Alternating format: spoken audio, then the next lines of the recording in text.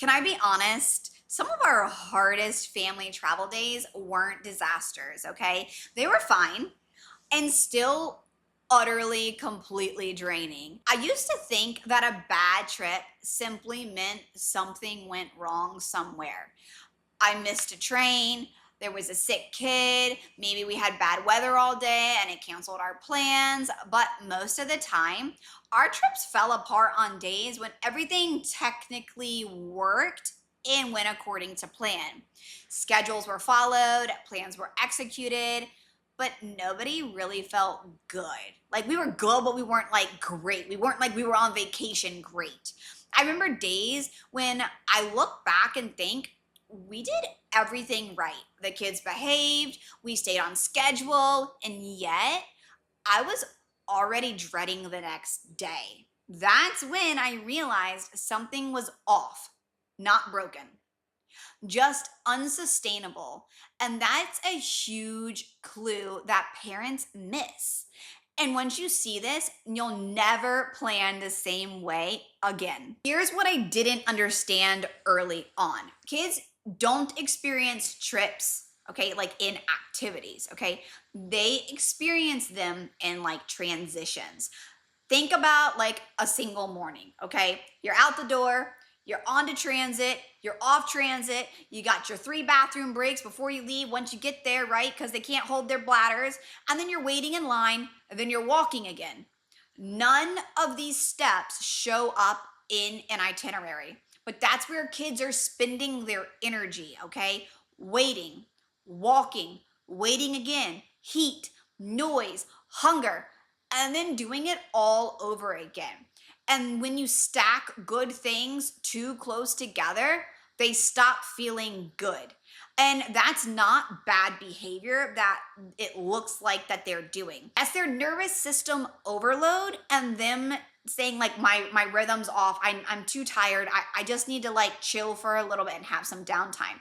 And once I understood that, I really stopped blaming myself, thinking I was doing something wrong. And this is where most family itineraries quietly fail. I cannot tell you how many nights ended in frustration, not because the day was bad, but because we never slowed it down. Dinner decisions were being made way too late at night. Kids were way past their limit, staying up way past their regular bedtime. Parents are running on empty, okay? And I kept asking myself, why does this always happen at night? Well, it's because the plan never protected anyone's energy. I used to think dinner like was the problem, but it wasn't. Dinner was just exposing the problem after a really long day or after multiple long days back to back. And by the time we were choosing where to eat, where everyone was like done, everybody was already past their limit, and protecting energy changed everything for us. That's when I realized that the problem wasn't the effort, okay? It was the structure that was built before we even left for our trip. So I stopped planning full days. I started planning early wins in the morning, the one thing we cared about, then margin, okay? Then you have your easy landing at night. And when the day had a natural release built in, meltdowns dropped dramatically, tensions dropped. And finally, I felt like I could breathe again, and my husband did too. And honestly, there was more spirits lifted for the kids. And this is when most parents, they never hear this. So the rule of thumb that we apply is our 1-1-1 rule. In the morning, you do your one main activity. It is your one must see, your one must do.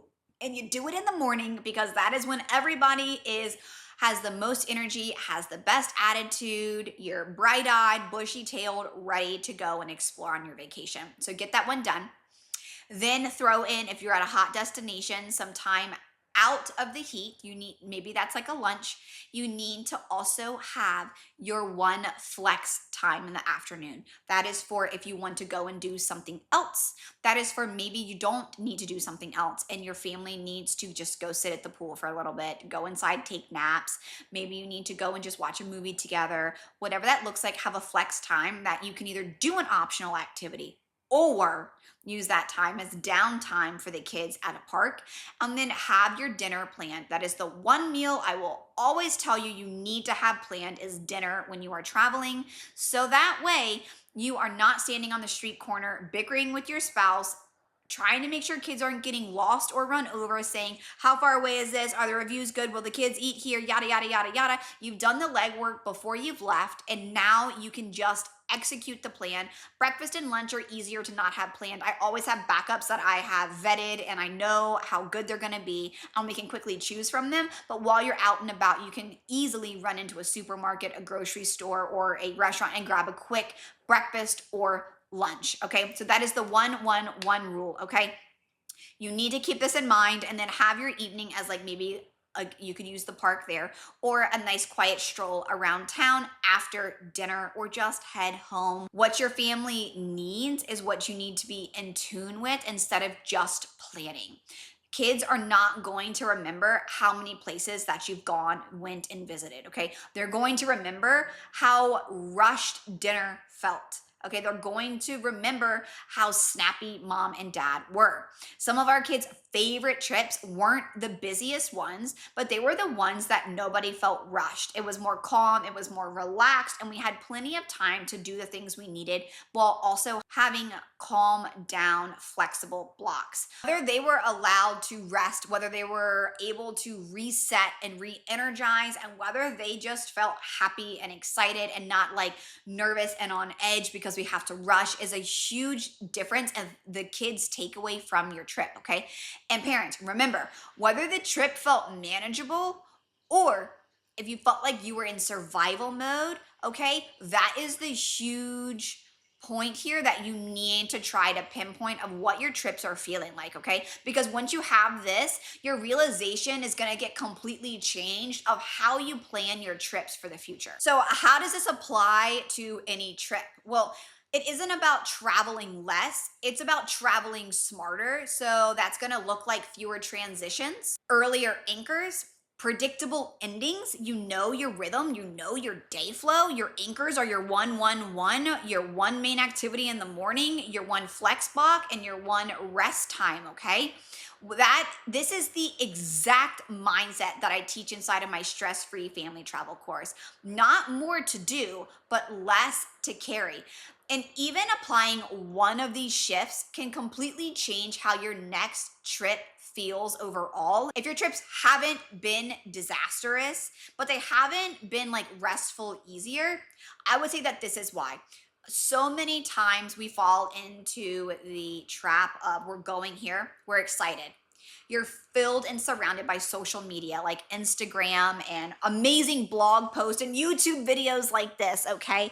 And you're like, oh my gosh, these things look amazing, right? Like we need to do all these things. But what you're also not seeing is social media is giving you like a few seconds of the best memories, okay? Like the best shots and all of these things. They're not specifically, you know, if you're following a solo traveler backpacking with these like glorious luxury shots and you've got 7 kids or 3 kids, it's probably not going to be the same trip, okay? So just keep in mind that when you're planning these things in advance, do not overload your schedule. There is nothing wrong with having your list of optional activities to use in your flex time. We do that. But the key word here is that they're optional and they're not added pressure for must sees. Okay, that is the exact difference here. Okay, so this is going to be the make or the break for your trip. Okay, so do not just get like in a clouded planning mindset of like, ooh, social media shows me this, we should go here, we should go here, we should go here, I saw it, it looks amazing. Keep in mind, what is the tone of your trip? What is the vibe of your trip? Are you going because your family needs to slow down and be connected and be at the beach with nothing planned? Are you going because you want to stay in a big bustling city and see like tons of attractions? Like, what is the season that your family needs right now? Okay, and you need to discuss this with your spouse. Okay, like what does your family need? What type of trip do you need? Do you need calm? Do you need reset? Do you need connection? Do you need action and adventure? And once you have that, that is going to drive the tone of your trip and for planning. And again, do not get hung up seeing everybody show these wonderful places of the destination that you're going to, because as wonderful as they are, you cannot see everything in every city. Just like I guarantee you, you haven't seen everything in your city that you currently live in, okay? And so just because you cannot see everything, it doesn't mean that you're doing something wrong, because you're not doing it wrong. You're just being smart and preserving the energy and actually having a better outcome of your trip by making sure that these things are thought about in advance of energy and what type of trip you want to have, so that you come home feeling like, man, that was actually a positive experience. We're closer. We have lasting memories that are positive, and like, I actually want to go again. Okay. Like, I'm excited and I'm looking forward to planning my next family trip. So don't get caught up by planning too many things in a row and stacking and cramming your itinerary so full that there's no wiggle room, there's no rest breaks, and you are just watching the clock stress because you need to rush everywhere. Okay, you're not going to like that. So go ahead, and if you need it, grab my free packing list below.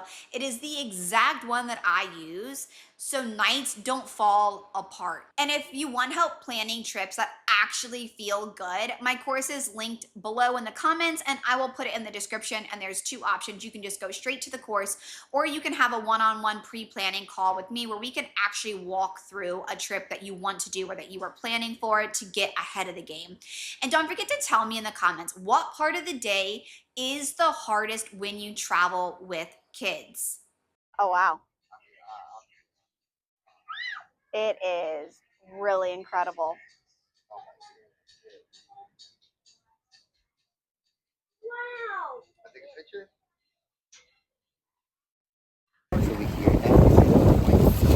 Oh, it's their cruise day stop. I had to hop off the boat because we got way too much water on the boat.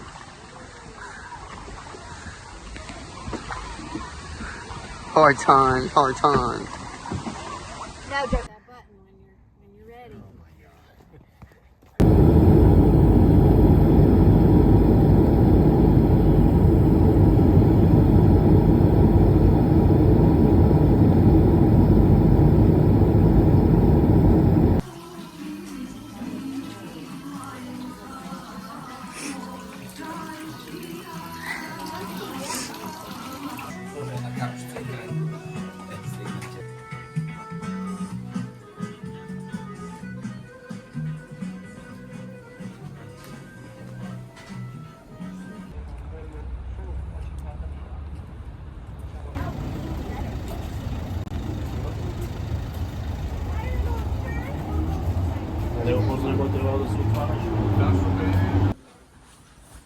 Our hotel room. We got fruit baskets and a desk and a beautiful balcony. The Intercontinental in Sofia, Bulgaria. Then Get back to work, YouTube, Princess Eye.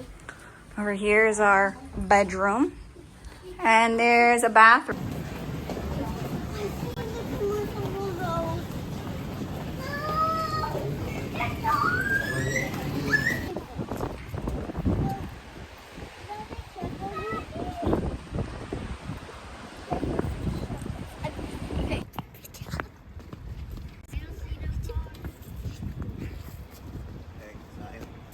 Get over there.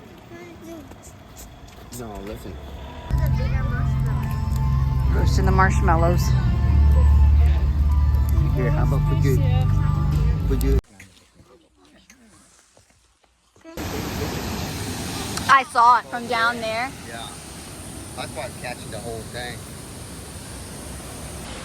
That's the thing.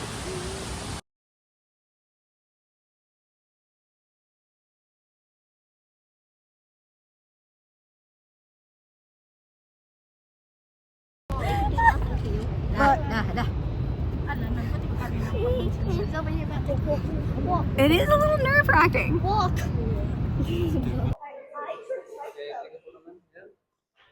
Oh, you want to take a photo, guys?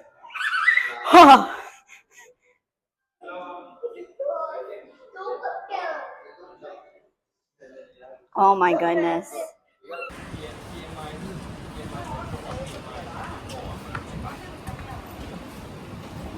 Hey.